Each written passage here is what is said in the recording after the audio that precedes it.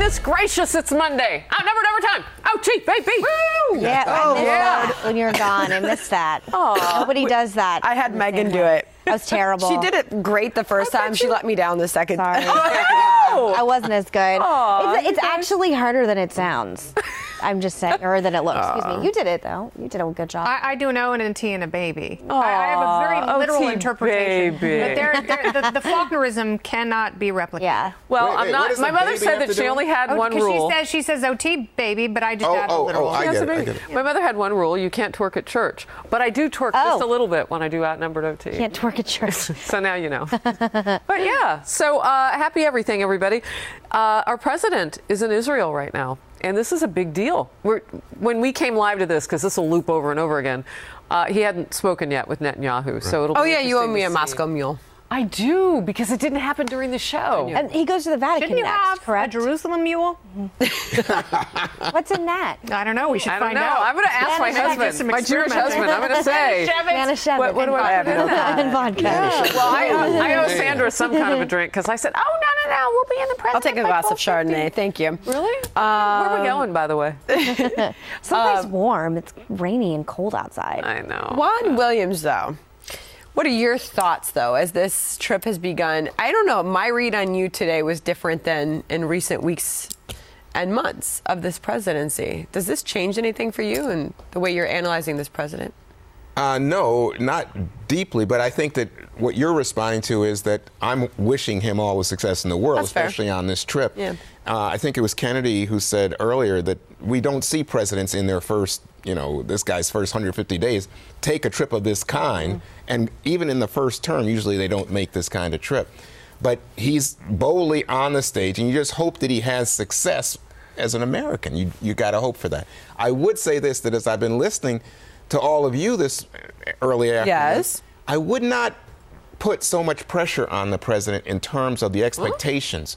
I think John Roberts set that up. He said, "Don't set the expectations." Yeah, too high for this." I think that's not fair to him because that's asking a lot. Just to make some incremental steps, progress that help to set the scene for what could come later is what I'm looking for. Yeah, he's softening it up. He's making people feel good. And, it just, even though, and he has a lot of blunders and a lot of unforced errors, and even big fans of the president have to admit that. But when he meets people, even Mahmoud Abbas was like, I don't know, maybe we can work with the guy. I kind of liked him.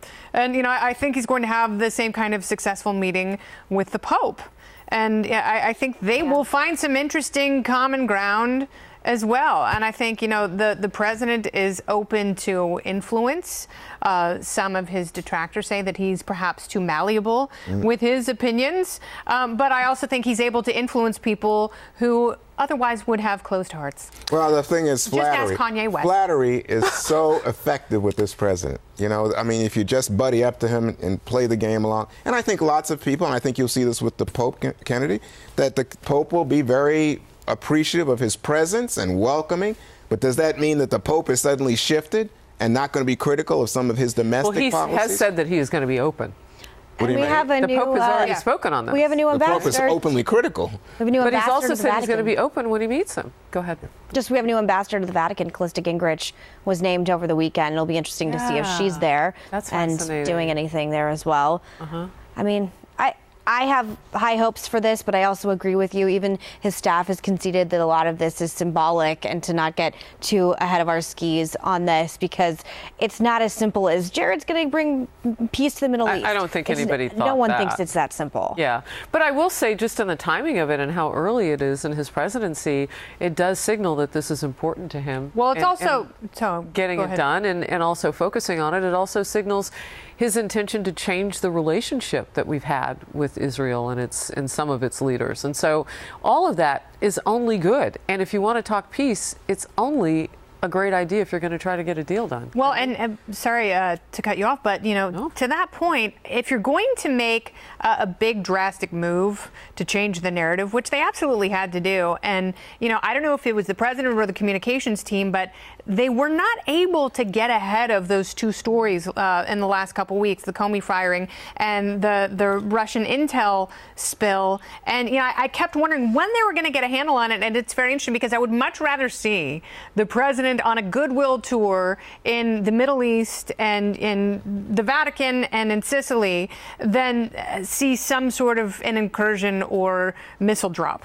Okay, so on Facebook Live right now. But it takes something like that in order to shift the conversation. On Facebook Live right now, just a shout out to Barbara Lynn, watching from North Carolina. Barbara. Sorry, Juan. Mm-hmm. No, I was agreeing with Kennedy. That's all I was doing.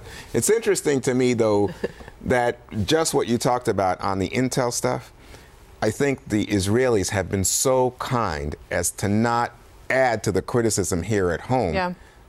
And you read in the papers that Israeli intelligence really feels like something wrong happened here. But I think Prime Minister Netanyahu and a lot of the ministers who were reluctant to come out to even greet President Trump, I think all of that is in the background because they want to send the signal we are willing to work with this president. We're hoping something comes from his attitude. No, there were some that before he even departed for this trip, even on the left, who had suggested his visit might be met with sympathy from some of these world leaders because they know what it's like. Well, they know what it's like. And they've seen what's been going on at home. Right. And also, guess what? They see this as an opportunity potentially to take advantage of a moment when the president is looking for a win. Interesting. Wow, we got a lot going on. Someone likes the color wheel in Pennsylvania, so we like that. Thank you. We love Pennsylvania. Big fan. And by the From way, Hershey to Erie, why wouldn't we? Rufus wants us to know that there's an easy, quick way to make a Moscow Mule. It's vodka and Mountain Dew. He says, not the right way, but it has an identical flavor. That's not a Moscow Mule. That's not a mule. A mule has to have ginger beer or ginger ale. You don't have to preach to me. And a copper. Yeah, but you know what? Vodka and Mountain Dew. But thank you, Rufus. Is something you make yourself as a roadie, not when you're driving, but perhaps when you're a passenger. I'm watching from the great state of Texas. Where it is legal to make such beverages. Or Gordon. you could just put vodka in a cherry limeade from Sonic if you're going to go, lower end. Cherry That's limeade. the best Really thing I figured out on. You put vodka. You put That sounds good. vodka in a cherry icy. Oh, God, I haven't done that. Holy wow. Thank you. Do you know, I don't know if they still exist, but when I was still going to school down at LSU in Baton Rouge, there were still drive-through daiquiri shops. Oh, that's still Think in the about that South, for a second. A drive? I love the daiquiri Wouldn't you wall. be drinking Everywhere. it, though, and driving? That's not right. South Louisiana, drive-through daiquiri shops. But you're driving. It's That still in can't happen. Florida. It's legal. Yeah. Well, sometimes you're Well, you don't taking them necessarily to have to a be party. drinking it. No, you don't drink it. So if they don't have an That open would be alcohol- You're just irresponsible. getting a road But soda you for can home. load up a few boxes and take them to a party. Oh, I thought it was because there are some places in the Caribbean where you can drive through and. No, in the Dominican Republic. And guess Dominican. what? And That's guess right. what? That's why they Well, that have is in the Caribbean, all these isn't it? baseball players getting killed. Oh, yes. It's terrible. Yes, Thanks that's for true. throwing But brakes I on wanted to that come back to I saw that special on nice HBO. You probably lighthearted saw romp it. about our favorite But is that right? concussions and- But you have yeah, to- we've it got was a- dead baseball players. But Thanks. it's true. But if you drive drunk, you're in trouble. Big styrofoam cups But with a straw in it. Everyone should be responsible. They gave it to you to drink while you were driving? Well, you didn't do that if you were abiding by laws. That's Certainly, exactly you're not right, supposed Sandra. to drink Oh, while I you're see. driving. Because when I go down to the beach in North Carolina, go to the Outer Banks, I was always amazed that they had these drive-through brew shops. But you just get beer. You get it in a can. They don't give it to you open. Right.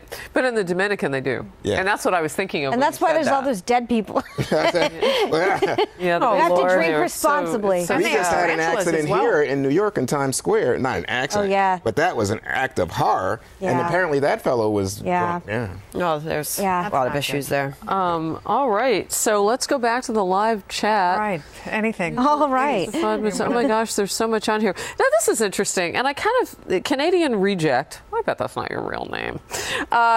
President Trump and Netanyahu are two alpha males. I don't know if I want to get into the psychology of it, but it is interesting. Their personalities might be more similar than other presidents. I don't know, or other leaders. Netanyahu's not a I president. just think President Obama, and I know he wanted peace in the Middle East, and I know Secretary Kerry did as well. But I think he had an active disdain for Israel, and I think a lot of that, I think that's a political divide. That is one nice thing I will say about this president is, past presidents, past administrations, and certainly now politically, progressive Democrats tend to be pro-Palestine, and conservative Republicans tend to be pro-Israel. And it seems as though this president, at least has a curiosity about Palestine, but still wants to preserve and enhance our relationship with Israel. I find that a really interesting way to break it down, because to me, a lot of people who are just outside of the politics looking at Israel's behavior have criticisms, and want to see that Israel is engaged in trying to bring peace as opposed to just hanging on to some of the settlements. Yeah. Okay, Jillian 14-1, you're the best, even though I don't agree with everything you say. Admire your principles. Good to have you, everybody. Thanks for watching. See you tomorrow.